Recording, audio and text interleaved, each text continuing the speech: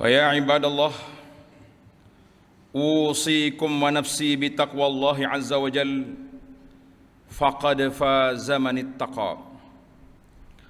Wahai hamba-hamba Allah, bertakwalah kepada Allah azza wa jalla dengan sebenar-benarnya. Dengan kita menjadikan diri kita ini sebagai seorang yang bertakwa, orang yang dekat dengan Allah azza wa jalla, mengikut peraturan Allah, tidak mengikut hawa nafsu, tidak mengikut ajakan-ajakan syaitan yang nak memesongkan kita daripada jalan yang benar, dan juga kita berlindung daripada segala bentuk penyelewengan di dalam pegangan dan juga dalam akhlak. Para jemaah sekalian, pada hari ini Jumaat 18 November 2022 bersamaan dengan 23 Rabiul Tsani 1444, tajuk yang kita akan bincangkan di sini, kepimpinan dan adab memilih pemimpin serta menunaikan tanggungjawab sebagai warga negara. Maka kita sebagai seorang Islam, orang yang beriman kepada Allah Azza wa Jalla, sudah pasti kita yakin dan percaya bahawa Islam itu ialah ad-din. Islam merupakan agama, suatu sistem hidup yang serba lengkap lagi sempurna. Kalau kita kata Islam ini satu pahaman yang kecil yang telah diperkecilkan oleh penjajah, maka itu kepahaman yang silap terhadap Islam.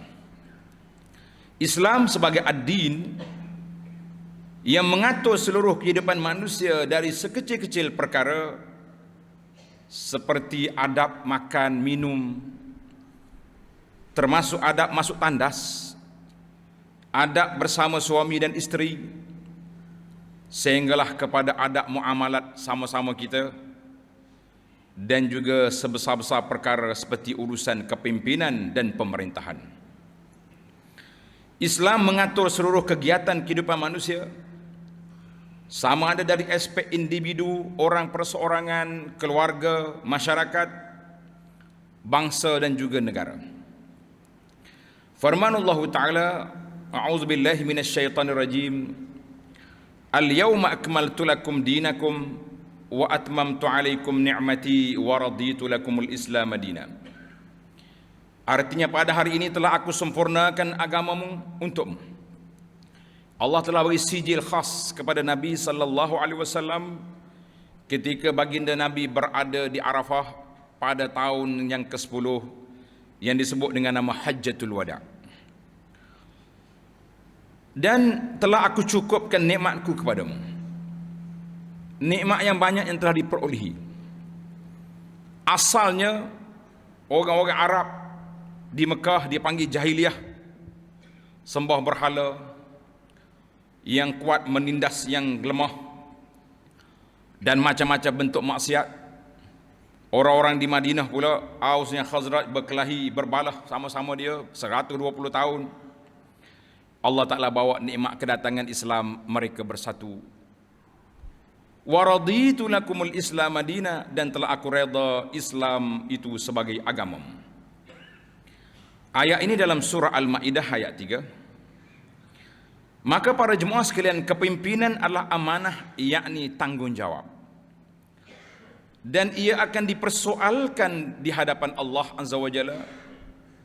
Kullukum ra'in wa kullukum mas'ulun an ra'iyatihi. Setiap kamu adalah pemimpin, setiap pemimpin akan dipersoalkan dengan orang-orang yang di bawah jagaannya. Maka dengan itu, kepimpinan bukan tasyrif, bukan suatu kemuliaan. Ia bukan untuk dibanggakan, sebaliknya ia adalah bebanan. Bagi orang Islam, mereka mengetahui bahawa kepimpinan itu bebanan, tanggungjawab. Tapi bagi orang yang nak mengejar kedudukan, itu adalah peluang untuk meraih kekayaan dan juga meraih kedudukan. Maka kepimpinan merupakan perkara penting yang sangat diperlukan oleh semua manusia. Tanpa pemimpin, kehidupan manusia akan menjadi huru-hara dan kacau bilau. Tidak mungkin manusia ini hidup gitu je. Dia nak buat apa ikut dia. Dia panggil mazhab ISA, ikut suka aku, tidak mungkin. Kerana itulah Al-Quran memberi penegasan melalui firman-Nya dalam surah An-Nisa ayat 59. Ya ayyuhalladzina amanu atti'ullaha wa atti'ur rasula wa ulil amri minkum.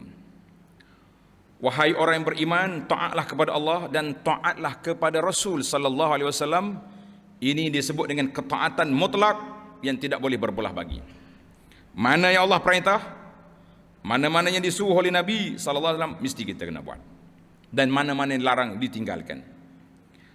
Adapun wa ulil amri minkum, dan pemerintah di kalangan kamu, dia panggil ketaatan bersyarat. Sebagaimana ditafsirkan oleh Sayyidina Abu Bakar As-Siddiq, setelah dilantik menjadi khalifah, Abu Bakar kata, inni qad wulitu alaikum, aku telah dilantik untuk memimpin kamu. Ati'uni ma ata'tullah, mu taat pada aku kalau aku taat pada Allah. Tapi kalau aku menyeleweng, betulkan. Maknanya kita dengan ulil amri terhad ketaatan kepatuhan dia. Selagi dia taat pada Allah, kita kena taat. Tapi tuan-tuan ingat, bukan makna kalau kita tak boleh taat dalam perkara maksiat kita kena memberontak. Itu dalam isu lain. Islam tidak kita ajar memberontak, tapi ada saluran-saluran yang tersendiri yang diajar. Akhir ayat Allah kata, fa in tanaza'tum fi syai' farudduhu ila Allahi war Rasul. Kalau kamu bertelingkah, berkelahi dalam satu-satu isu, adalah kita kembali kepada Allah dengan Rasul, mana balik kepada undang-undang Allah dan Rasulnya sallallahu alaihi wasallam. In kuntum tu'minuna billahi wal yawmil akhir, dzalika khairun wa ahsanu ta'wila. Surah An-Nisa ayat 59. Para jemaah sekalian, kita akan memilih. Maka di sini akan diberi beberapa garis panduan dalam menentukan siapakah mereka yang layak dipilih sebagai pemimpin, yang insya Allah kita mengharap kita akan mendapat keredaan Allah Azza wa Jalla. Tak mungkin kita kata, ini isu demokrasi, ini kerja orang putih, aku tak mahu mengundi ya. Kalau kita tak mengundi, tuan-tuan kena ingat, orang lain yang bukan Islam, yang bersemangat untuk mendapat tempat dalam pemerintah negara, mereka bermati-matian untuk mendapat tempat. Tiba-tiba kita orang Islam lemah. Kita kata tak payahlah, aku nak duduk dalam bukit bertapa dalam gua. Tuan-tuan ingat, gua pun masih dalam negara ini yang akan dipimpin oleh siapa? Maka di dalam Al-Quran dan Sunnah telah memberi beberapa petunjuk dan adab-adab yang wajar diamalkan dalam menentukan pemilihan pemimpin. Secara ringkasnya, yang pertama, mestilah ikhlas kerana Allah Ta'ala. Kita nak pilih ni kerana Allah. Ikhlas itu amat dituntut dalam semua perkara, termasuk dalam urusan pemilihan pemimpin. Sesungguhnya memilih pemimpin mestilah diniatkan untuk mencari keredaan Allah. Pemimpin yang dipilih kelak diharapkan dapat bekerja ke arah melahirkan masyarakat yang beriman, masyarakat yang taat dan patuh kepada syariat Allah, serta menjaga kepentingan rakyat dan masyarakat. Yang kita naknya hidup rakyat dalam selesa, bukan sekadar hidup wakil rakyat. Kita kadang-kadang slogan kita nak macam sedap, tapi apabila berlaku selepas itu tidak seperti itu, maka kita tidak mengharapkan sedemikian. Kita mengharapkan pemimpin biarlah boleh tolong bantu-bantu orang-orang yang susah, orang yang memerlukan. Dan yang besar daripada itu, menjaga syariat Islam daripada dipermain-mainkan oleh orang-orang yang bukan Islam. Setara mana kuat pun kita bertempik di atas masjid ini, yang membuat dasar, yang membuat peraturan mereka yang menang di parlimen. Ini negara demokrasi. Kita tak boleh kata kita takbir di sini. Takbir di sini siapa nak yang meluruskan di sana? Maka kita kena cari orang-orang yang insya-Allah boleh memberi bantuan, membela agama ini dan sekaligus menjaga kepentingan rakyat dan menjaga sumber alam semula jadi daripada dimusnahkan, dan juga menjaga khazanah negara daripada dipersia-siakan. Itu yang pertama. Yang kedua, memohon petunjuk daripada Allah Azza wa Jalla. Kita kena banyak berdoa kepada Allah Azza wa Jalla setelah kita buntu nak mencari siapa yang kita nak pilih.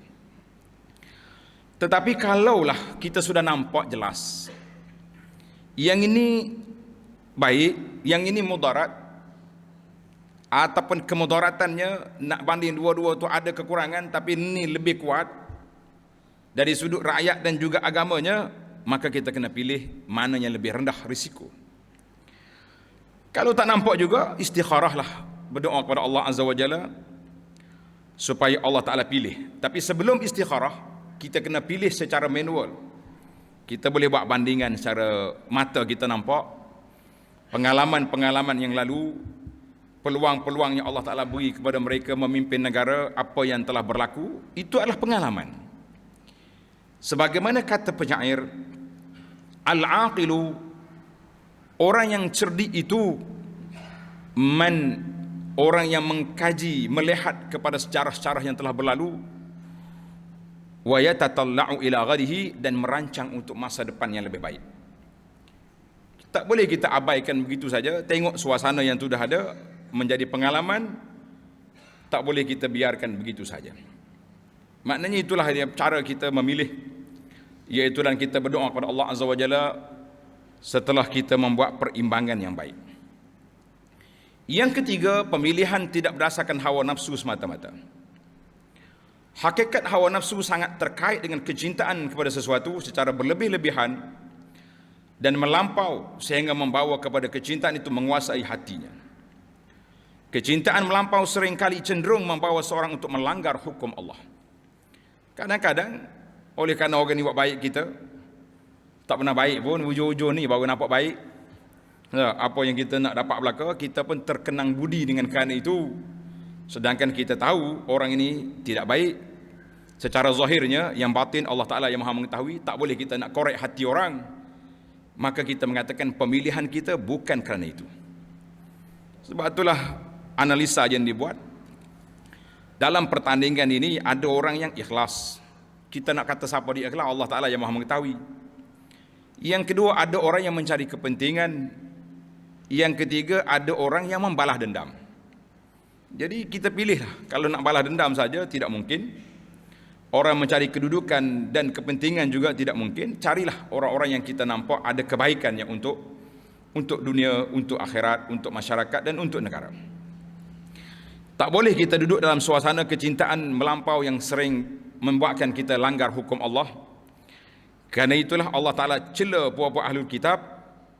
Dalam surah Al-Ma'idah Allah berfirman, "Qul ya ahlal kitabi la taghlu fi dinikum ghairal haqq wa la tattabi'u ahwa'a qaumin qad dhallu min qablu wa adallu katsira wa dhallu an sawa'is sabil." Katakanlah wahai ahlul kitab, janganlah kamu berlebih-lebihan melampaui batas dengan cara tidak benar dalam agamamu, dan janganlah kamu mengikut hawa nafsu. Jangan mengikut hawa nafsu orang yang telah sesat dahulu sebelum kedatangan Nabi sallallahu alaihi wasallam. Dia panggil Yahudi dengan Nasara, yakni puak-puak kafir, dan mereka telah menyesatkan kebanyakan manusia dan mereka tersesat dari jalan yang lurus. Ayat ini yang kita nak ambil poin dalam masalah wala tattabi' ahwa'ahum, jangan ikut hawa nafsu. Kita ikut perkiraan kita yang baik-baik. Karena itulah dalam hadis Nabi sallallahu alaihi wasallam, Nabi kita bersabda, "Salasun muhlikatun", 3 perkara yang membinasakan seorang. Yang kedua, syuhun muta', kalau bakhil yang sangat teruk, bakhil, siapa tak boleh nak derma kita ni. Wahawan muttaba', dan ikut hawa nafsu semata-mata. Wa ijabul mar'i bi nafsihi, dan seorang yang kagum dengan diri dia, kita rasa kita yang betul, orang lain tak betul. Ini juga yang membinasakan. Hadis ini rawahul Bazzar wa hassanahu li ghairihi min ba'dil muhaqqiqin. Yang keempat, ciri-ciri yang keempat, kalau boleh kita juga selain daripada kita memilih kelompok, kerana pemilihan negara ini bukan pilih ketua kampung. Kalau ketua kampung, kampung kita ni dia baik sini ya. Tapi mereka ini dia ada agenda dia sendiri, iaitulah mereka duduk dalam kelompok yang besar. Ia akan menentukan dasar negara. Kerana itu kita juga kena tengok kepada suasana itu. Dan yang keempat, kenali calon pemimpin yang baik. Jangan sekali-kali kita tahu orang ni orang yang tidak baik. sama ada terlibat dengan masalah sosial, masalah akhlak, masalah integriti, apa sajalah masalah, maka kita mengatakan kenapa kita masih lagi beria-ria nak beri peluang kepada mereka. Sebab Nabi sebut dalam sebuah hadis, unsur akhaka zaliman au mazluman, bantulah saudara kamu yang zalim atau yang dizalimi. Sahabat-sahabat terkejut, ya Rasulullah, yang kena zalim memang kita nak tolong, yang zalim macam mana? Maka Nabi SAW menjelaskan bahawa orang yang zalim itu, iaitulah kita tahan mereka daripada terus melakukan kezaliman, sama ada dengan nasihat atau dengan tidak kita beri peluang untuk mereka meneruskan agenda-agenda yang tidak baik. Dan itulah tanggungjawab kita, membantu saudara kita yang tidak baik supaya tidak dapat kekuasaan untuk meneruskan agenda yang tidak baik yang telah pun berlaku sebelum daripada itu, yang masa depan itu dia dengan Allah, tetapi pengalaman itu mengajar kepada kita. Maka Allah SWT telah beri isyarat yang cukup jelas kepada kita dalam cara pemilihan ini dalam surah Al-Qasas ayat 26, inna khaira man ista'jartal qawiyul amin. Makna orang yang baik itu yang orang yang pertama, orang yang boleh buat kerja. Yang kedua, orang yang punya integriti, mempunyai akhlak yang baik. Kalau orang tak ada akhlak, bagaimana kita dia mengharapkan menjadi pemimpin negara ini? Kerana pemilihan pemimpin yang punya akhlak, nilai integriti dan kepahaman yang baik, kepakaran dan kewibawaan, kepribadian luhur dan kejujuran, serta keikhlasan berjuang untuk menegakkan keadilan kebenaran, untuk memertabatkan syariat Allah dan untuk membela rakyat, memajukan negara. Pilihlah pemimpin yang berupaya membela nasib dan juga tidak berupaya hanya membela kumpulan yang tertentu. Kita mengatakan itu satu perkara yang besar. Maka para jemaah sekalian, Nabi SAW telah memberi amaran kepada para pemimpin. Allahumma man waliya min amri ummati syai'an. Di antara doa Nabi, ya Allah, siapa yang menguruskan urusan umatku lalu dia menyusahkan mereka, fashkuk alaihim, kamu susahkan dia. Wa man waliya min amri ummati syai'an farafaq bihim farfuq bihi. Kalau mereka itu baik, maka baiklah dengan mereka. Hadis ini rawahu Muslim. Maknanya kita kena tengoklah apa yang sudah ada. Jangan pula orang yang nampak kerakusan, ketamakan, ataupun mempunyai perkara-perkara yang tidak baik, maka itu kita letak di tepi supaya kita tidak mendapat tempias kebaikan itu kepada kita. Maka kita kena ingat bahawa dalam hidup kita ni, semua perkara yang kita lakukan adalah dengan niat yang baik untuk mendapat pahala, mendapat keredaan Allah Azza wa Jalla. Dan jangan sekali-kali kita ikut hawa nafsu kerana nak hentam orang, marah kepada orang, menyebabkan kita lari daripada jalan yang benar. Sama-samalah kita berdoa kepada Allah Azza wa Jalla dengan nama Allah yang maha indah, dengan sifatnya yang maha tinggi, supaya Allah Ta'ala angkatkan bencana-bencana dalam negara kita ini, bencana COVID, bencana banjir, dan bencana rasuah, bencana perebutan kuasa yang meruntuhkan masyarakat, dan segala bencana yang tidak baik. Allahumma walli alaina khiyarana. Ya Allah, berilah kepada kami pemimpin-pemimpin yang baik, yang boleh mentadbir negara kita dengan baik dan memberi kebaikan kepada Islam dan umatnya dalam negara ini. Amin ya rabbal alamin. Barakallahu li wa lakum fil Qur'anil azim wa nafa'ani wa iyyakum bima fihi minal ayati wa dzikril hakim wa taqabbala minni wa minkum tilawatuhu innahu was-sami'ul alim. Aqulu ma tasma'un wa astaghfirullah li wa lakum wa li jami'il muslimina wal muslimat fastaghfiruhu innahu huwal ghafurur rahim.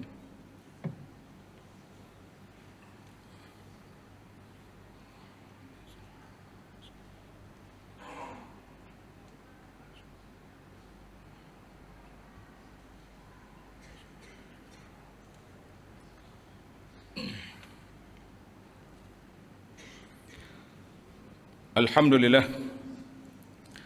Alhamdulillahilladzi hadana li hadza wa ma kunna linahtadiya laula an hadanallah. Asyhadu an la ilaha illallah wahdahu la syarikalah wa asyhadu anna Muhammadan abduhu wa rasuluh.